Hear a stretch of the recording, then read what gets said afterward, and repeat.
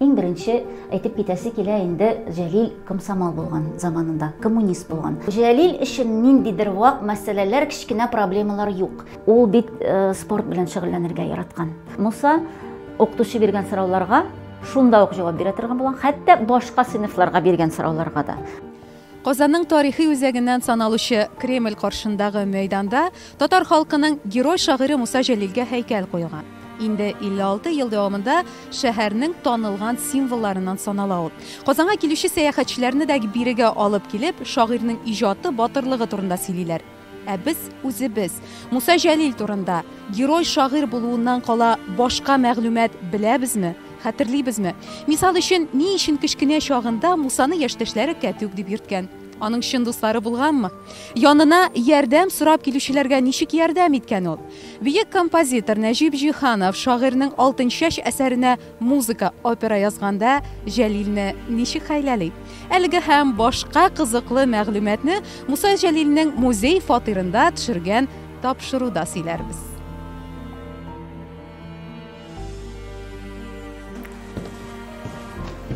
Җәлил Казанга 39 елны Мәскәүдән күченеп кайта, аңа тулай торактан бер бүлмә бирәләр. Ул бүлмә бик салкын бүлмә була, һәм шуңа күрә ул анда яшәми дә диярлек. Ул туганнарында, һәм инде дусларында яшәп ала. Аннары соң 40 елның сентябрь аеннан алып Муса Җәлил һәм аның гаиләсенә шушы 28 фатирдан нибары 2 бүлмә бирәләр. Бу фатир коммуналь фатир булган.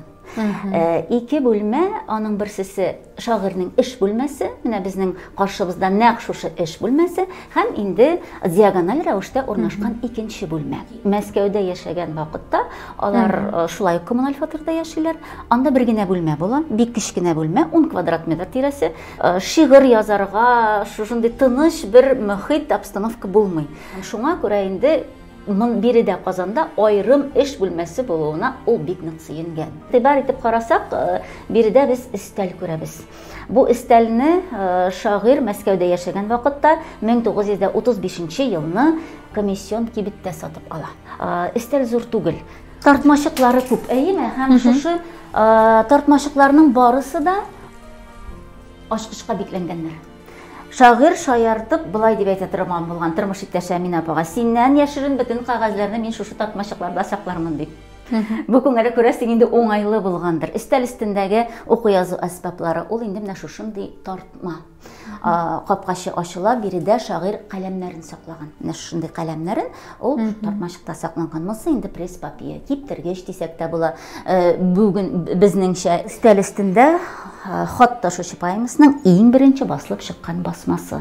Хат ташучы поэмасын бәлки күпләр беләләрдер. Тимербулат хат ташучы, бригадир кыз Фәйрүзә Тимербулатның үзәген шушы Фәйрүзә дип менә шундый юллар барында шул кадәр йөгерек матур тел белән язылган поэма. Җәлилнең шактый танылган поэмасы.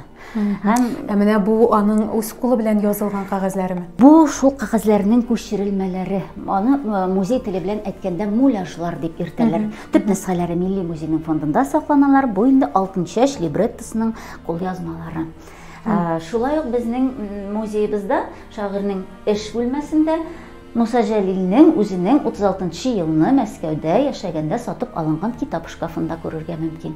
Һәм шулай ук инде этажеркада сакланган китаплар ул шагыйрьнең шәхси китапханәсендәге китаплары. Ә менә шушы шәхси китапханәсе дип әйттек бит инде, әйме? Монда гомумән нинди китаплар бар? Һәм сез ул китапларны карап чыгып, бәлки кырыйларында, абзацларында, әйме, аны үз кулы белән язылган ниндидер фикерләрен дә укып чыкканыгыз барды. Әйе, беләсезме? Без 216 китап саклыйбыз бүгенге көнне музейда, һәм алар төрле тематикага багышланган китаплар. Иң беренче әйтеп китәсе килә инде Җәлил комсомол булган заманында, коммунист булган. Һәм шул тематикага кагылышлы китаплар әлбәттә инде зур урынны алып торган. Һәм шушы китаплар өстендә эшләгән вакытта китапның менә шушы битнең кырыйларында, буш калган урыннарда шагыйрьнең карандаш белән язган язуларына да тап булдык. Ул мәсәлән инде сорау билгесе куйган. Димәк, бу фикер белән, я булмаса бу сүз белән ул килешеп бетми. Я булмаса аның сорауы туган дигән сүз. Кайбер бер җирләрдә ул анда өндәү билгесе куйган. Димәк, бу фикер аңа ошаган дигән сүз. Төзәтмәләр дә кайсы бер җирләренә шул асларына да сызган. Чөнки ул биредә Казанда югары дәрәҗәле эшләрдә эшли. 39 елның апрель айында Татарстанда Язучылар союзына рәис итеп сайлыйлар. Һәм декабрь айында, шул елның декабрь айында ул инде шәһәр советы депутаты итеп сайлана. Чыгышларга әзерләнү өчен күрәсең инде ул китапларга мөрәҗәгать итү кирәк булгандыр. Ә менә татар язучыларынан кемнәрнең китаплары саклана икән? Әлбәттә, монда рус классиклары һәм татар классикларының китаплары да зур урынны алып тора. Менә инде Абдулла Тукай китаплары, чөнки шагыйрь Тукай иҗатына мөкиббәт булган. Һәм инде аның иң беренче академик басмасын да Җәлил әзерли. Тагын Фатих Кәрим китабы бар, мәсәлән, автографлы китап. Менә күрәсезме, Фатих Кәрим китабы менә монда, һәм инде монда автограф язылган. Автограф латин хәрефләре белән. Муса, бу китабым иптәшлек истәлеге булсын. Менә күрәсезме, Фатих Кәрим 34-нче ел. Шушындай автографлы китаплар әле алар 1-2 генә түгел, 20-гә якын. Тагын шундый китапларның берничәсен күрсәтәсем килә. Җәлил гомумән алганда ул ярдәмчел кеше булган. Аңа мөрәҗәгать итеп, ярдәм сорап килгән кешеләргә һәр вакытта да ярдәм итәргә тырышкан. Ниндирәк ярдәм сораган? Редакторлык та бар, чөнки ул инде яшь иҗатчыларның, яшь язучыларның әсәрләрен шулай итеп дөньяга чыгару өчен дә бик күп көч куйган. Торак мәсьәләсе белән дә мөрәҗәгать итә торган булганнар, чөнки шу югары дәрәҗәле эшләрдә эшләгәнгә күрә, Язучылар союзы рәисе булганга күрә, торак мәсьәләсе менә фатир алып бирү мәсьәләсе белән дә мөрәҗәгать итә торган булганнар. Ул үзе дә аерым фатирда тормаган бит әле, коммуналь фатирда торган. Ә моны ассызыклап аның замандашлары әйткәннәр. Нәрсә дип? Менә Җәлил өчен ниндидер вак мәсьәләләр, кичкенә проблемалар юк. Ярдәм сорап килгән һәр кешегә ярдәм итәргә тырыша иде, ләкин үзе турында бер кайчан да кайгыртмады дип язалар. Шуңа күрәдер инде үзенә ниндидер 3 бүлмәле аерым фатир дәгъвалап йөрмәгәнгә күрә, аңа коммуналь фатирдан 2 генә бүлмә бирәләр. Менә тагын бер шундый китапларның, автографлы китапларның тагын берсесе, бу Гали Хуҗи Сабан тургайлары. Һәм автографка игътибар итсәк, Муса, ярдәмең өчен чын йөрәктән рәхмәт. Күрәсезме, шундый ихластан язылган сүзләр. Андый китаплар, автографлы китаплар әйтеп киткәнемчә бик күп. Менә тагын берсе. Сибгат Хәкимнең Муса, иптәшкә, дуска истәлек. Шул чорның иң көчле шагыйрьләре бу, язучылары, һәм алар белән барысы белән дә шагыйрь инде аралашкан, дус булган. Әлбәттә, инде ул чын дуслар күп булмый. Без инде ассызыклап әйтә алабыз, шагыйрьнең чын дусты ул Гази Кашшаф булган. Гази ага Кашшаф, шагыйрь... Бу турыда аның бренди истәлеге сакланган. Безнең, беләсезме, музей экспозициясендә иң беренче залыбызда шигърият, мәхәббәт һәм сугыш дигән экспозиция эшли. Һәм анда Муса Җәлилнең сугыштан Отвага газетасында эшләгән вакытта Гази Кашшафка язган васыятнамәсенең күчерелмәсен күрергә була. Бу әдәби васыятнамә. Җәлил сугышта, икенче удар армияда. Икенче удар армияның язмышы бик аянычлы. Ул чолганышта кала. Тулысы белән армия чолганышта кала. Һәм менә шушы инде шартларны истә тотып, Муса Җәлил әдәби васыятнамә яза. Нәрсә дип язылган ул әдәби васыятнамәдә? Әдәби васыятнамәдә мондый сүзләр бар. Мин үлгән очракта үземнең бөтен иҗатымны Гази Кашшафка калдырам. Гази ага Кашшаф шушы шагыйрьнең васыятнамәсенә тугры калып, заманында инде сугыштан соң Җәлилнең китапларын бастырып чыгару өстендә эшли. Җәлил турында беренче монографиясында ул яза, һәм инде Җәлилнең чын исеме туган илгә әйләнеп кайту өстендә дә бик күп эш башкара. Авыр елларда, мондый елларның булганын беләсез, Җәлилнең гаиләсенә авырлыклар килгән вакытта гаиләнең чын дусты булып шулай ук Гази ага Кашшаф кала. Бу турыда шагыйрьнең кызы Чулпан Мусеевна ассызыклап бүгенге кадәр әйтә. Гази ага дип әйтә ул аны, дөрестән Гази абый, Гази ага дип, менә материаль рәвештә дә һәм инде мораль рәвештә дә ул гаиләсен инде бик нык гаиләсенә ярдәм иткән.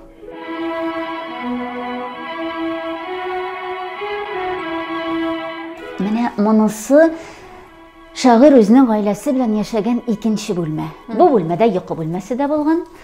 Һәм инде кунакларны да биредә кабул иткәннәр. Шулай ук кызы Чулпанның почмагы да нәкъ менә биредә булган. Өстәл өстендә ике генә экспонат күреп була: шахматлар. Шагыйрь шахмат уйнарга бик яраткан. Моны инде шагыйрь белән бергә шахмат уйнаган аның замандашлары, дуслары ассызыклап язып калдырганнар истәлекләрдә. Алар турнирларда оештырганнар, шахмат турнирлары. Һәм шунда инде шахмат бюллетены менә Стена газетасы да чыгарганнар. Һәм аның редакторы Җәлил булган. Анда инде бу турнирда кем җиңгән, кем җиңелгән, җиңелгән кешегә мәсәлән төрле шаян шигырьләр дә язып куйганнар. Ул турнирда кемнәр катнашкан соң Җәлил белән? Гази Кашаф, шулай ук инде композитор Нәҗип Җиһанов белән Муса Җәлил дус булган. Ул да шахмат уйнаган.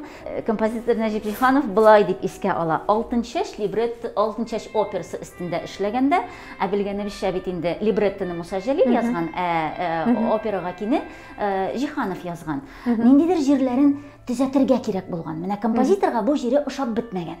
Һәм ул Җәлилгә булай дип әйтә торган булган: әйдә үзгәртергә менә шушы җирне, әйме либреттоның шушы җирен. Ә Җәлил бу эшкә бармаган. Менә аның үзгәртәсе килмәгән әлеге либреттоны. Һәм шул вакытта композитор мондый менә хәйләкәр бер адымга барган. Шахматлар уйнаган вакытта ул махсус рәвештә оттыра торган булган. Композитор димәк инде Җәлил җиңә, һәм шул җиңү шатлыгыннан ул инде либреттоның кайбер җирләрен төзәтә дә торган булган. Бу композиторның истәлекләрендә язып калдырылган. Менә шушындый моментлар да бар.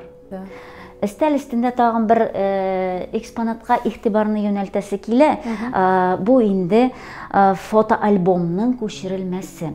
Муса Җәлил үз куллары белән 36 елдан башлап фотоальбом туплый.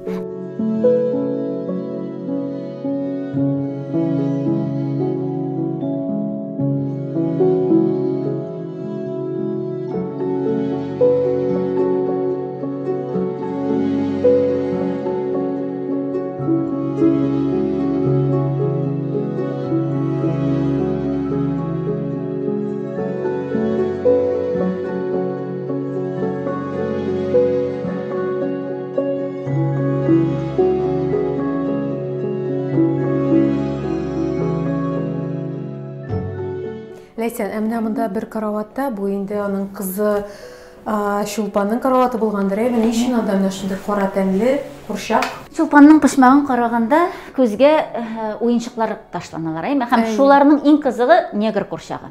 Муса Җәлилнең 30 еллар ахырында язылган поэмасы бар. Әлеге поэманың исеме Джин дип атала. Анда бер кичкенә генә кызчык һәм аның менә шушындый кара негр курчагы турында сөйләнелә. Шул поэманы язып бетергәннән соң кызы Чулпанга да нәкъ шушындый кара негр курчагы сатып алган. Юк, төп нисха экспонат түгел, кызганычка каршы төп нисхасы бүгенге көнгә кадәр сакланмаган. Ләкин инде менә шушындый курчак табып, шул бусысы инде шул заманның курчагы. Сугыш башланганнан соң Әминә апага менә шушындый шигырь язып калдыра ул. 41 ел күрәсез инде. Менә моны укып карасаң буламы хәзер? Әлбәттә була. Айрылганда кайнар яшең белән йөзләремне минем чылаттың. Күкрәгеңә кысып, суырып үптең, җылы сүзләр белән җуаттың. Авыр булды кинәт айрылуы, тормышымның якты аеннан. Тәнем белән синнән айрылсам да, уем белән синнән айрылмам. Менә шундый шигырь. Аның язуы бик аңлаешлы, бик матур булган икән. Бала вакытына кайтсак, инде шагыйрь Оренбург өлкәсе Мустафа авылында туа һәм кичкенә Мусаны иптәшләре, авылда дуслары Кәтүк дип атап йөртәләр. Кәтүк диюгә күз алдына кичкенә генә әйбер килеп баса бит инде. Буе кичкенә булган һәм шуңа күрә инде иптәшләре аңа менә шундый кушамат тагалар Кәтүк. Ә чынлыкта аның буе нинди буласың? Дәшәндә менә ир-атлар өчен дип әйтик инде кичкенә була, алай артык зур түгел. Менә шундый мәгълүматларга караганда 1.59 тирәсе, ләкин аның тән төзелеше бик матур булган. Ул бит спорт белән шөгыльләнергә яраткан. Һәр көнне иртән зарядка ясый торган булган. Моны тормыш Әминә апа яза. Һәм инде 2 потлы герне бер авырлыксыз күтәрә торган булган. 2 пот, ул 1 пот 16 килограмм, 32 килограмм дигән сүз. Бу гомумән шул чорда яшәп иҗат иткән барча шагыйрь әдипләргә хас бугайымы? Ялкаулык булмагандыр ул вакытта. Булмаган спорт белән шөгыльләнгәннәр физик яктан. Йөзәргә яраткан, һәм инде чаңгыда шуырга яраткан. Беләсезме? Мәскәү астында Загорянка бистәсендә Әминә апаның, Җәлилнең тормыш иптәшенең Әминә апаның әти-әнисе яшәгән. Алар шундый урман эчендә төзелгән бистә була ул, тирә-ягы урман. Һәм инде ял көннәрендә Җәлил спорт костюмын киеп, лыжаларын, чаңгыларын алып, шул бистәгә китә торган булган. Анда ул үзе генә чыгып, урман эчендә йөрергә, шул агачлар белән сөйләшергә, менәндер иҗатына да ниндидер көч алырга яраткан, тынлыкны яраткан. Менә аның мәктәп программасын 1 елда үзләштерү дигән ниндирәк мәгълүмат дөресме ул? Бу мәгълүмат дөрес. Шагыйрь, булачак шагыйрь дөресрәге, беренче ул авылда мәктәптә белем ала. Авыл мәктәбендә. Ул вакытта бит инде авылларда башлангыч мәктәп кенә, 4 сыйныф дигән сүз. Һәм инде укытучы ул вакытта май ахырында сыйныфтан сыйныфка күчермәгән, 9 ай укыганнан соң. Программаны өйрәнеп беттең икән, димәк ул сине 2 айдан соңмы, 3 айдан соңмы инде 2нче сыйныфка күчерә торган булган. Чөнки барлык сыйныфларда бер бүлмәдә бергә шөгыльләнгәннәр, бергә укыганнар. Һәм инде Муса укытучы биргән сорауларга шунда ук җавап бирә торган булган, хәтта башка сыйныфларга биргән сорауларга да. Шунлык белән инде Мусаның беренче укытучысы Габдулла Усманов аны 1 ел эчендә 4 сыйныфны да тәмамлап чыгара. Ул шактый сәләтле бала булган. Бөтен дөньяга Муса Җәлил әлбәттә инде моабит дәфтәрләре автор буларак танылды. Туган илебезгә инде әсирлектән шагыйрьнең 2 дәфтәре кайтып җитте. Шагыйрь аларга моабит дәфтәрләре дигән исемне үзе бирми. Бу инде туган илгә кайтып җиткәннән соң гына бирелгән исем, чөнки дәфтәрләр моабит төрмәсендә язылган булалар. Менә бу моабит дәфтәрләрендәге әсәрләрен шагыйрь каны белән язган дигән шундый фикер бар, ул дөресме? Бу инде легендалар. Моабит дәфтәрләре алар карандаш белән язылганнар, химик карандаш белән язылганнар. Менә бу шушы электрон вариантта дәфтәрләрнең һәрбер битен ачып карап була. Шагыйрь нинди кагазгә язган, кул язмасы нинди булган, нәрсә белән язган. Менә без сезнең белән туган илебезгә кайтып җиткән беренче моабит дәфтәрен ача барабыз. Күрәсезме, ул гарәп хәрефләре белән язылган. Беләсез инде ул заманда 1927 елга кадәр татарлар гарәп хәрефләре белән язганнар, һәм инде шагыйрь дә менә шу төрмә шартларында гарәп графикасы белән язган. Аларны качып язган дигәндә фикер бар. Качып язган, чөнки аларга бер нәрсә дә язырга ярамаган. Бу дәфтәрләрне ул әлбәттә инде яшертен рәвештә саклаган. Менә шундый мәгълүмат та бар. Стенада, интермә стенасы, камераның стенасындагы кирпечне алу бәхетенә ирешеп, шул кирпечнең артына инде шушы язган блокнотларын куйган. Бу инде Рафаэль Ахметович Мустафин китапларында да бар. Аның белән бер камерада утырган кешеләр моны шулай ук белгәннәр. Һәм дәфтәрләрне менә шул камералардан алып, безгә кадәр, безнең көннәргә кадәр саклап кала алган кешенең исеме. Моабит дәфтәрләрен туган илгә кайту тарихы булайрак. Беренче дәфтәр безнең илебезгә 46-нчы елны кайта, ә икенчесе 1947 елны. Беренчесен төрмәдән Габбас Шарипов дигән кеше алып чыга. Ул да яшерен оешмада була, Җәлилләр эшләгән яшерен оешмада була, ләкин инде фашистлар яшерен оешманың эшчәнлеген белгәннән соң, аларны кулга алганнан соң, бөтен гаепне үз өстенә 11 татар егете ала. Алар арасында Муса Җәлил дә була. Габбас Шарипов алар арасында юк. Һәм инде гаепне үз өсләренә алганнан соң калган, кулга алган кешеләрне төрмәдән яңадан легионга җибәрәләр. Һәм инде Габбас Шариповның киеменә шушы беренче моабит дәфтәре тегелгән, яшеренгән була. Шулай иттереп инде ул төрмәдән чыга дигән сүз. Габбас Шарипов үз чиратында әлеге дәфтәрне башка әсирлеккә эләккән безнең кешебезгә Нигъмат Тирегуловка тапшыра. Нигъмат Тирегулов Башкортстан кешесе була. Ул сугыштан соң туган илебезгә кайту бәхетенә ирешә. Һәм 46-нчы елны әлеге блокнотны, дәфтәрне ул Казанга алып килә. Ләкин кызганычка каршы Нигъмат Тирегуловның үзенең гомере безнең лагерьларда өзелә. Инде икенче Моабит дәфтәренең тарихы булайрак, Җәлил белән бер камерада утырган Андре Тимерманс әлеге дәфтәрне инде туган иленә посылка белән җибәрә. Менә ул Андре Тимерманс антифашист була, әсирлеккә эләккән, әйеме? Ләкин ул совет кешесе түгел. Ул чит ил әсире. Чит ил әсирләренең үзләренең менә шундый мөмкинчелекләре була. Бер төрмәдән икенче төрмәгә күчергәндә, мәсәлән, үзенең шәхси әйберләрен инде төрмәдә эшләүче кеше белән бер кешегә тапшырып, ул кеше аны әлеге әсирнең туган ягына җибәрергә тиеш була. Менә шушы үзенең әйберләре белән икенче Моабит дәфтәрен Андре Тимерманс туган иленә җибәрә. Бельгиягә җибәрә. Һәм инде әлеге дәфтәр Бельгиядәге Совет илчелеге аша безнең туган илебезгә кайтып җитә. Муса Җәлилнең әле дә нәшер ителмәгән әсәрләре бармы? Сугыштан соң 1946 елны рус разведчигы Горшковка 9 дәфтәр җыентык тапшыралар. Төрмәдә утырган, менә шушы безнең әсирләребезнең 9 дәфтәр җыентыгы, анда шигырьләр язылган була. Һәм инде шулар арасында Муса Җәлилнең дәфтәре, куен дәфтәре дә була. Бу турыда мәгълүмат бар. Алар 46-нчы елны Мәскәүгә кадәр кайтып җитәләр.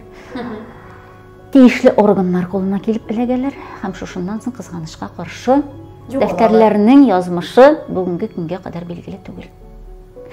Бәлки архивларда сакланалардыр, бәлки әле табылыр дигән өметтә сүнмәгән ул өмет яши. Шунлыктан инде шагыйрьнең басылмаган шигырьләре дә бардыр дип әйтә алабыз.